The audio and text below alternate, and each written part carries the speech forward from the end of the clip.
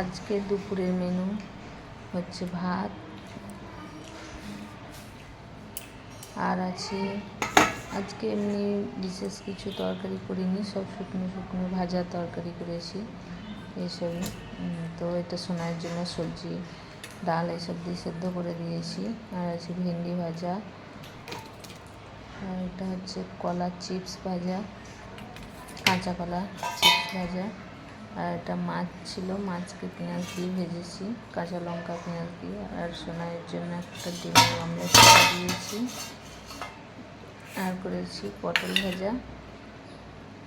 তো আজকে সব কিছুই শুকনো শুকনো এইরকম ভাজাই আজকে সব কিছু।